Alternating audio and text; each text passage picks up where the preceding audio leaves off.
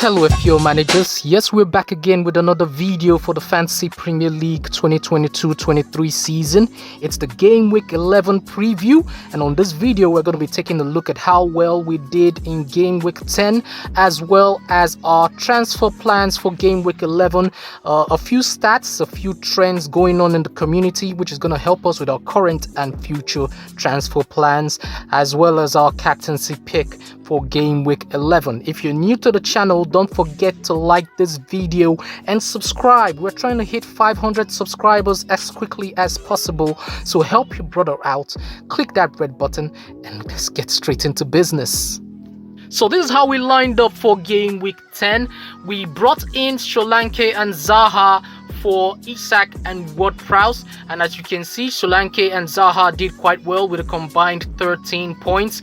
Our captain Haaland continues to bring in points, and when you combine that with KDB, Martinelli, Trippier and Cancelo bringing in a lot of points for us, that ensured that we had a green arrow in Game Week 10, so that moved us into the top 1 million. We weren't able to get into that top 500k, but we have another chance to attempt to do that in Game Week 11. Now, speaking of the transfer plans for Game Week 11, this is how the team looks for Game Week 11. I've got 2 players who are flagged in James and Mitrovic. I've got 2 players who have lost their places in the starting lineup in Neco Williams and Kufal, and I've got 4 players who do not have a fixture in Game Week 12, and I've come down to 3 options. I could either do nothing, and that would mean that I would hope that one of James and Mitrovic gets to feature in Game Week 11, and that will help me carry 2 transfers into Game Week 12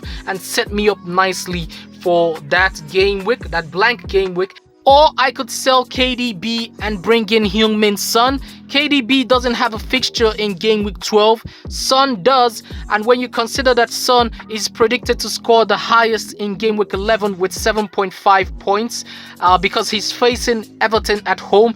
Everton are ranked one of the worst. When you look at the XGC stats, then you can see that this transfer might turn out to be a very good one indeed. Or we have a third transfer option where we could take out one of Kufal or Neco Williams and bring in Guehi. He has very good fixtures between now and Game Week 16, so we will be losing a player who isn't guaranteed to start and gaining a player who is most likely gonna get a couple of clean sheets between now and the World Cup break. So these are the transfer options I have. At the moment, I haven't made any transfers at all.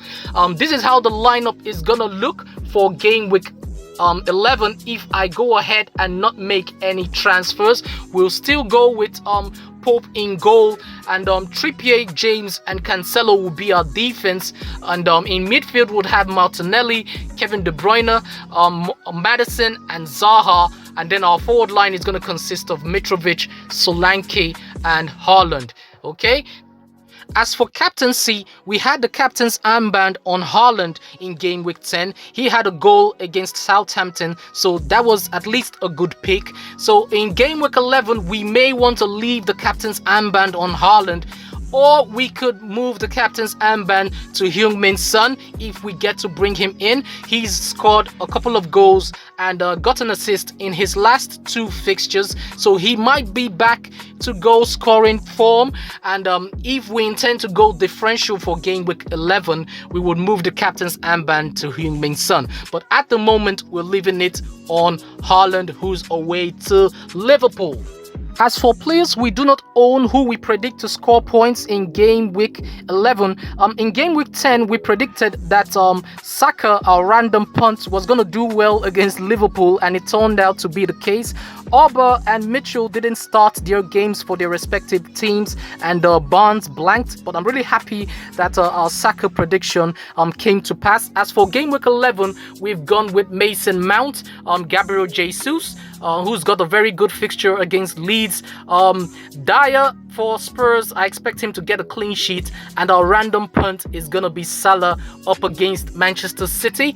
If you look at the XGI stats so far this season, Salah is still ranked top 5. He's got 0.79 XGI per 90. On the top of the pile, we've got Haaland and Harry Kane, KDB, and then Jesus. So Salah is still doing quite well, and if you combine that with his hat-trick in midweek in the Champions League, then maybe Salah can do something against Manchester City. Now, if you look at the community trends when it comes to transfers in and out, I expect that the sale of Salah is going to slow down following that hat-trick. And on the left there, you can see Foden, Cancelo, Trippier, Trossard and Martinelli are still being brought into a lot of teams. And Trossard seems to be the standout one for me, and he would probably be the one I'm going to be getting in game week 12. Now, when you consider the scoring and clean sheet odds, we've got Haaland ranked the highest.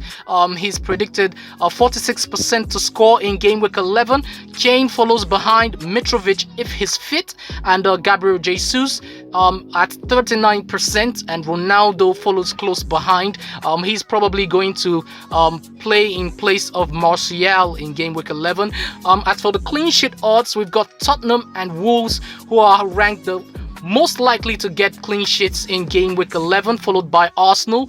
Chelsea comes in third, so I'm hoping that James at least is fit to play in game week 11. Fulham and Brighton complete the list. So these are probably the defenders you would want to consider if you want to bring in defenders for game week 11. So that's it for our preview video for game week 11. I haven't made any transfers yet. I'm waiting for the press conferences to be done. If I do make any transfers, I'm gonna let you guys know on my Twitter account at FPL Vendetta. And also don't forget to like this video and subscribe. We're trying to hit 500 subscribers as quickly as possible. So help a brother out, click that red button, and I'll see you guys on the next one.